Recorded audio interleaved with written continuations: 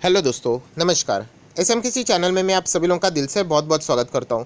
सो दोस्तों, वापस और एक कंपनी हम लोग को ऐसे ही यहाँ पे देखने को मिलने वाली है, जहाँ पे मैं आप लोगों को बताना चाहूँगा कि रिटेल इन्वेस्टर ने बिल्कुल इस कंपनी से दूर रहना है। यस दोस्तों, यहाँ पे अगर मैं बात करूँ तो ऑलरेडी दो कंपनी के बारे में मैंने ऑलरेडी ऐसा वीडियो बनाया था, जिसमें एक थी DHFL, जहाँ पे मुझे ऐसा लगता है कि रिटेल इन्वेस्टर ने दूर रहना चाहिए। एंड कल के दिन भी आप सभी लोगों को पता है, मैंने और एक कंपनी आप लोगों को वहाँ पे बताई थी कि कंपनी वहाँ पे ख़त्म हो चुकी है, रिलायंस नेवल की अगर हम लोग बात करें तो और एक ऐसे कंपनी के बारे में हम लोग जानने की कोशिश करेंगे। एंड दोस्तों, मैं बताना चाहूँगा ये वीडियो जब खत्म होगा आप लोगों को कुछ ना कुछ एक नई चीज़ें सीखने को ज़रूर यहाँ पे मिलने वाली है। आप सभी लोगों को पता है, फाइनेंस की फील्ड रहती है, बहुत बड़ी फील्ड है। एंड यहाँ पे अगर देखा जाए तो डेली बेसिस के ऊपर आप लोग कुछ ना कुछ यहाँ पे सीख सकते हो। सो मैं आपको ज़रूर प्रॉमिस करूँगा ये वीडियो खत्म होने के बाद आप लोगों के नॉलेज में एक पॉइंट तो ज़रूर यहाँ पे ऐड हो ही जाएगा। तो सिर्फ इतना ही रिक्वेस्ट है कि वीडियो को पूरा देख लेना, आखिर तक देख लेना, वरना आप लोगों से वो पॉइंट भी मिस हो सकता है। तो एक काम कर लेते, इस वीडियो को स्टार्ट कर लेते, बट उससे पहले ज़रूर कहना चाहूँगा, किसी ने फर्स्ट टाइम विजिट किया है चैनल को जरूर सब्सक्राइब कर लेना, साथ में बेल आइकन को हिट कर लेना। सो ऐसी अलर्ट वाली वीडियो मैं हमेशा आप लोगों के लिए लाते रहता हूँ। स्टॉक मार्केट क्लासेस को भी फॉलो कर सकते हैं, लिंक ऊपर आई बटन पे नीचे डिस्क्रिप्शन बॉक्स में मिल जाएगी। एंड आज के दिन भी बहुत सारे वीडियोस आ चुके हैं, लिंक नीचे डिस्क्रिप्शन बॉक्स में इन सारे वीडियोस की भी मिल जाएगी। सो दोस्तों, जिस कंपनी के बारे में हम लोग बात करने वाले, जैसे मैंने बताया कि ये कंपनी अभी तो बेची ही जाने वाली है। यस दोस्तों, मतलब इसको कोई खरीदने के लिए भी तैयार नहीं है। तो आखिर में एक ही ऑप्शन रहता है कि इसको बेच दो। आप सभी लोग पता है, मैंने बीच में एक सिखाया था IBC करके, इंसॉल्वेंसी बैंक्रप्सी कोड।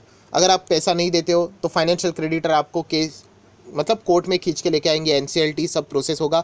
तो एक मौका दिया जाता है कि चलो इस कंपनी को वापस खड़ा किया जाए, राइट। रिजोल्यूशन प्लान बनाया जाता है, बट वो भी अगर देखा जाए तो कोई खरीदने के भी नहीं आया है इस कंपनी में। तो आखिर में एक ही ऑप्शन है, क्या करे, बेचना ही। पहले तो यही था, पहले का अगर मैं कानून की बात करूँ तो अगर आप पैसा नहीं दे पाए तो एक ही आंसर था कि चलो इसको बेच दो करके। बट अभी नहीं था, IBC में कैसा था कि चलो इसको एक मौका दे, खड़ा करो इस कंपनी को वापस, जॉब्स भी बच जाएंगे, वापस पैसा भी मिल जाएगा।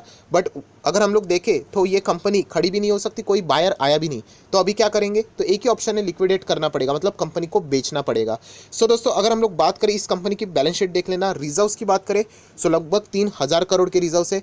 ये मैं इसीलिए बता रहा हूँ क्योंकि कल बहुत सारे लोग बोल रहे थे सर बहुत ही सिंपल है, कंपनी के नेगेटिव रिजर्व रहेंगे तो समझ में आएगा कि कंपनी गलत। इसमें दोस्तों ऐसी कोई गारंटी नहीं। मार्केट में बहुत सारी चीज़ें, जो मैं हमेशा कहता हूँ ना कि बाजार में कोई भी चीज़ को फिक्स रूल करके पकड़ के मत चलना कि ऐसा ही तो ऐसा ही रहेगा। ये देखिए आपके सामने ही है कि ये कंपनी को कोई खरीदना भी नहीं चाहता, जिसके रिजर्व्स पॉजिटिव में है।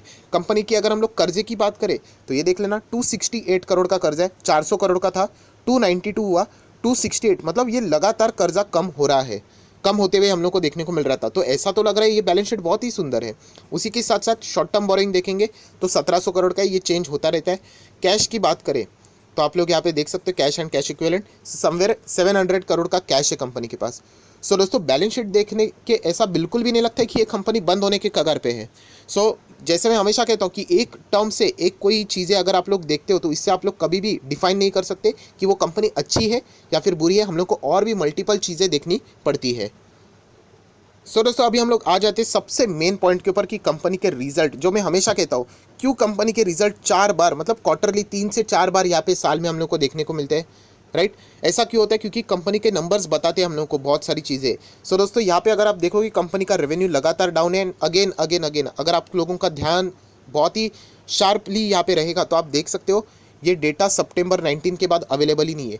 मतलब सितंबर 20 हो गया, अभी मार्च यहाँ पे हम लोग स्टार्ट हो चुके हैं 21 में, उसके बाद कंपनी का डेटा ही नहीं है। मतलब ये कंपनी चल ही नहीं रही थी। तो आप लोग देख सकते हैं कि कंपनी की हालत कितनी ख़राब थी। प्रॉफिट की बात करें तो ये कंपनी लॉस में जा चुकी है, समवेयर अराउंड 6,500 करोड़ का लॉस है। उसी के साथ साथ अगर हम लोग बात करें तो 1,900 करोड़ का लॉस, ये सितंबर 19 का डेटा है। उसके बाद एक साल का डेटा तो सामने है भी नहीं, क्योंकि बिजनेस ही नहीं रन कर पा रहे वो। और कैसे रन कर पाएंगे, क्योंकि कंपनी चल ही नहीं रही है। तो ये चीज़ें हम लोगों को यहाँ पे सीखनी होती है, राइट। उसी के साथ साथ सबसे बेस्ट पैरामीटर कौन सा वाला, तो शेयर होल्डिंग पैटर्न। प्रमोटर अगर आप लोग खुद देखोगे, प्रमोटर 12% के आसपास है।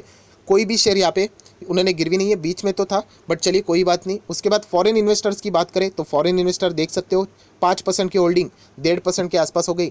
DIs की बात करें तो वो भी लगभग 2% के आसपास है। देन हम लोग आ जाते हैं यहाँ पे सबसे main, public share holding. Public तो भाई आप सभी लोगों को पता है लगातार बढ़ाएंगे हिस्सेदारी, दिसंबर से लेकर दिसंबर 20 तक। मतलब कंपनी यहाँ पे चल नहीं रही है, बहुत ध्यान से दोस्तों मैं वापस कहना चाहूँगा 3 से 4 स्टार, जब भी मैं स्टार करता हूँ ना तो आप लोगों ने अलर्ट रहना चाहिए, ये मेरा एक सिखाने का तरीका है, इतना ही मैं बोलना चाहूँगा। तो यहाँ पे 3 स्टार किए, क्यों 3 स्टार किए? जब कंपनी सितंबर 19 के बाद कंपनी का न तो रेवेन्यू है, प्रॉफिट है, सिर्फ मार्केट में शेयर हम लोग को देखने को मिल रहा है, तो ऑपरेटर्स खेलते रहते हैं ups and down, pump and dump करते रहते हैं कि नहीं। तो आप देख सकते हो उसके पीरियड में यहाँ पे कंपनी के शेयर होल्डिंग पैटर्न में 80.76 से लेके 83.98 इजाफा हुआ है, किसमें? पब्लिक शेयर होल्डिंग में। इसीलिए कहता हूँ दोस्तों रिटेल इन्वेस्टर मतलब इसीलिए वो फंसते हैं हमेशा, बार बार आप लोगों के पास मैसेजेस आएंगे, व्हाट्सअप के थ्रू आएंगे। आप लोगों ने देखा होगा नेशनल स्टॉक एक्सचेंज से भी एडवर्टीजमेंट करती रहती है कि ऐसे चीज़ों में आप लोगों ने फंसना नहीं चाहिए। विदाउट नॉलेज आप कोई भी चीज़ करो, स्टॉक मार्केट छोड़ो, कोई भी चीज़ वो घातक ही रहेगी एंड उसके परिणाम हमेशा नेगेटिव ही रहते हैं। तो आप देख सकते हैं 80.76 से लेके 83.98, somewhere around 3 to 4% jump public share holding में। क्या देख के शेयर खरीदा है? मतलब कंपनी ही बंद है, प्रॉफिट क्वार्टरली रिजल्ट ही नहीं है, ताला लगा हुआ है, देखा जाए तो एंड कोर्ट में केस चल रहा है एंड फिर भी यहाँ पे शेयर खरीद के बैठे हुए हैं लोग। कौन खरीदेगा? Mutual fund, foreign investor? कोई नहीं, रिटेल इन्वेस्टर। सो दोस्तों इसीलिए कहना चाहूँगा कि ऑपरेटर इस तरीके से आपको फंसाते हैं। तो ये चीज़ आप लोग यहाँ पे देख सकते हो, बिल्कुल अलर्ट होना है दोस्तों।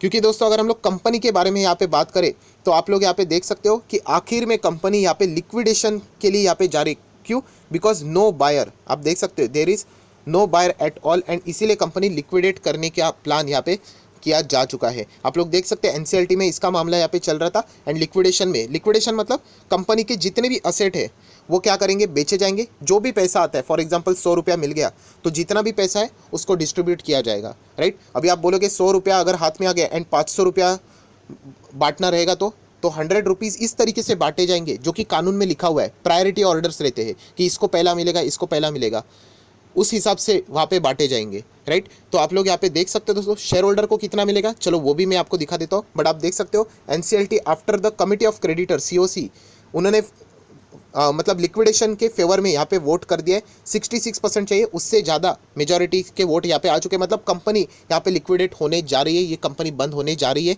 कोई भी खरीदने के लिए तैयार नहीं है। जितने भी एसेट है बेचे जाएंगे, जो भी पैसा आएगा उसको लिया जाएगा, जिसका भी पेंडिंग है पैसा वापस किया जाएगा।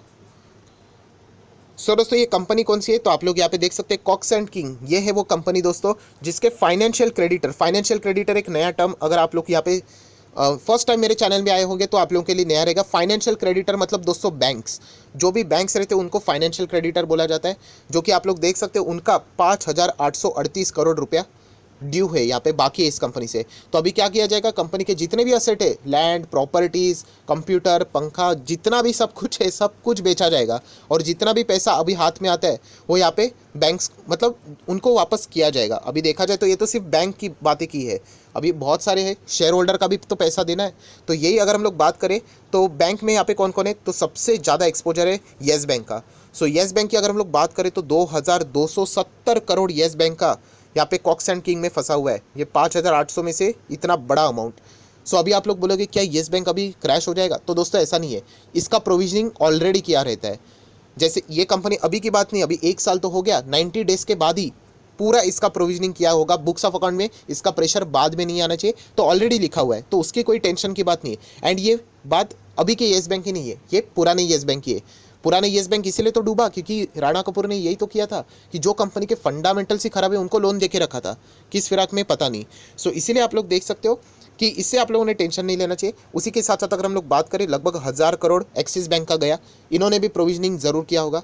देन ऑब्वियसली इसके बिना तो कंप्लीट होना ही नहीं चाहिए। एसबीआई 635 करोड़, इंडसइंड बैंक का लगभग 270 करोड़, राइट। ये लिस्ट बहुत लंबी होगी, इन्होंने सिर्फ यहाँ पे बताया हुआ है। सो एनसीएलटी के अंदर अगर हम लोग बात करें, अभी देखना पड़ेगा, ये तो सिर्फ फाइनेंशियल क्रेडिटर, ये तो बैंक का पैसा अटका हुआ है। अभी एम्प्लॉयज़ की सैलरी रहेगी, राइट, बहुत सारी चीज़ें रहती है, ड्यूज़ रहेंगे, गुड्स एंड सर्विसेज की भी अगर हम लोग बात करें उनका पेमेंट ड्यू रहेगा। सो 5,838 करोड़ ये तो सिर्फ बैंक का है, राइट। अभी देखना पड़ेगा कि इनके जितने भी असेट बेचे जाएंगे उससे कितना आता है। अगर उससे 5,000 करोड़ आ जाता है तो कैसे पेमेंट होगा वो देखना पड़ेगा, राइट। वो उसका प्रायोरिटी ऑर्डर मैं आपको दिखा दूंगा। बट अगर हम लोग बात करें, ये देखिए यहाँ पे लिखा हुआ है many lenders including state bank of India, IndusInd bank, Indian bank भी है, उन्होंने ऑलरेडी इनके अकाउंट को रिकॉर्ड किया है, एज अ फ्रॉड करके दिखा दिया है। तो इनके बुक्स ऑफ अकाउंट पे कोई प्रेशर नहीं आएगा क्योंकि ऑलरेडी रिकॉर्ड है, बट उन्होंने बताया कि ये फ्रॉड से इनका पैसा यहाँ पे जा चुका है। सो दोस्तों ये टेबल देख सकते हो, लगभग जो 5,000 करोड़ 5,838 करोड़ जो अटका है ना, इसमें लिस्ट देखिए। येस बैंक का सबसे ज़्यादा, उसके बाद axis, SBI, IndusInd bank, bank of Baroda, Kotak Mahindra bank, HDFC, Lakshmi Vilas bank, Indian bank, IDFC, ये इन लोगों के इतने पैसे यहाँ पे अटके हुए हैं। सो ये सारी चीज़ें आप लोग यहाँ पे देख सकते हो। अगर हम लोग बात करें तो आप लोगों के लिए राहत वाली बात, the classification require the bank to make the provision of 100%, तो ये ऑलरेडी यहाँ पे आरबीआई के गाइडलाइंस के हिसाब उन्होंने यहाँ पे किया हुआ है। सो दोस्तों ये सारी गड़बड़ हम लोग को कब देखने को मिली, अगर हम लोग बात करें पीडब्ल्यूसी, उन्होंने यहाँ पे फॉरेंसिक इन्वेस्टिगेशन यहाँ पे किया था एंड उसका जो आउटकम आया था वहाँ पे बताया गया था कि 21,000 करोड़ का यहाँ पे ट्रांजैक्शन यहाँ पे फ्रॉडुलेंटली रिपोर्टेड यहाँ पे हुआ था। कब से, 2015 से लेके 19 तक। एंड क्या किससे रिलेटेड हुआ था, साइफन ऑफ फंड्स। अभी ये साइफन ऑफ फंड्स मतलब जिस चीज़ के लिए पैसा उठाया गया था 21,000 करोड़, जिस चीज़ के लिए काम ए के लिए उठाया गया था तो वो काम बी के लिए इस्तेमाल किया, तो इसको भी गलत बोला जाता है, फ्रॉड है ना ये। आपको पैसा काम ए के लिए दिया गया है, बैंकों से पैसा लिया ना आपने बोला कि मुझे घर खरीदना है करके, एंड आप लोगों ने कुछ अलग ही काम के लिए उस पैसे को उड़ा दिया, तो उसको चीटिंग ही बोलते हैं, फ्रॉड ही बोलते हैं। सो यही यहाँ पे हम लोग को होते हुए देखने को मिला, जिसको हम लोग साइफन ऑफ फंड्स के नाम से जाना जाता है। जिस काम के लिए पैसा उठाए उस काम के लिए यूज़ ना करते हुए किसी और इलीगल काम के लिए भी यहाँ पे पैसा इस्तेमाल हुआ है। एंड इसीलिए आप देख सकते हैं दोस्तों, ईडी का भी इन्वॉल्वमेंट हम लोग को यहाँ पे सेपरेट इन्वेस्टिगेशन में देखने को मिला था एंड प्रमोटर के ऊपर फ्रॉड का भी एलिगेशंस यहाँ पे लगाए जा चुके थे। सो दोस्तों यहाँ पे जरूर कहना चाहूँगा, कॉक्स एंड किंग इस कंपनी से दूर रहना है। एंड सबसे खास बात अगर हम लोग यहाँ पे बात करें कि अभी ये कंपनी को लिक्विडेट करना जाने वाला है, 66% से ज़्यादा वोट हो चुके। सो लिक्विडेट करेंगे तो जैसे मैंने बताया, ऑर्डर ऑफ प्रायोरिटी मतलब जो पैसा यहाँ पे जमेगा सब कुछ बेचने के बाद, तो पहला लाइन पे खड़ा कौन रहेगा, तो आप लोग यहाँ पे देख सकते हैं, शॉर्ट फॉर्म में यहाँ पे बताया हुआ है। अगर आप देख सकते हैं, if the company goes into the liquidation, तो सबसे पहले आप देख सकते हैं all of its asset are distributed to its creditor, ठीक है। सिक्योर्ड क्रेडिटर्स जिनका नाम रखा होगा सिक्योरिटी के हिसाब से, उनको फर्स्ट यहाँ पे लाइन में खड़ा किया जाएगा, आप देख सकते हो। उसके बाद अनसिक्योर्ड क्रेडिटर्स को पैसा दिया जाएगा। उसके बाद अगर हम लोग बात करें, एम्प्लॉयज़ रहेंगे जिनका पैसा बाकी है, सैलरी बाकी है, उनका पैसा दिया जाएगा। एंड उसके बाद अगर हम लोग बात करें, share holders are paid in last, जिनका नंबर कभी आएगा ही नहीं। मतलब अगर आप लोग कॉक्स एंड किंग के शेयर होल्डर हो तो आप 99.9999% पकड़ के चलो, आपका पैसा आपको नहीं मिलने वाला है। एंड इसलिए कहना चाहूँगा कि प्लीज़ इस कंपनी से दूर रहे एंड बाकी लोगों से भी यही दरख्वास्त करें कि कॉक्स एंड किंग ये कंपनी अभी हम लोगों को लिक्विडेट होती हुई देखने को मिल रही है। ₹1 का स्टॉक ज़रूर है। आप बोलोगे सर इसमें कौन जाएगा, अभी दिखा है ना, पब्लिक शेयर होल्डिंग 80% से 84 के आसपास गई। सो 4% कैसे बढ़े पता नहीं, बट स्टिल ऑपरेटर अभी क्या करेंगे। फॉर एग्जांपल अगर ऑपरेटर का पैसा यहाँ पे फंसा हुआ है, वे शेयर को ऊपर लेके जाएंगे, ₹1.30 का है, 5 तक लेके जाएंगे, फिर उसके बाद डंप कर देंगे, हो गया, वो एग्जिट हो गए, रिटेल इन्वेस्टर को फंसा लेंगे। तो इसीलिए कहना चाहूँगा, प्लीज़ इस कंपनी से दूर रहिए जितना हो सके। अगर हम लोग यहाँ पे बात करें तो कोई भी यहाँ पे एक्टिविटी फिलहाल होते हुए देखने को नहीं मिल रही है। सो आई होप, आशा करता हूँ दोस्तों कुछ नई चीज़ें आप लोगों को सीखने को मिलेगी, जैसे कि साइफन ऑफ फंड आप लोगों ने सीखा होगा, लिक्विडेशन के बारे में थोड़ा सा जाना होगा, उसी के साथ साथ प्रायोरिटी ऑर्डर भी आप लोगों ने जाना होगा। अगर फर्स्ट टाइम अगर आपने इस चीज़ें सीखी होगी तो ज़रूर इस वीडियो को लाइक एंड शेयर कर देना, तो बाकी लोग भी अलर्ट हो जाएंगे। So that's it, thank you very much दोस्तों, we will be meeting our next video, तब तक के लिए बाय बाय।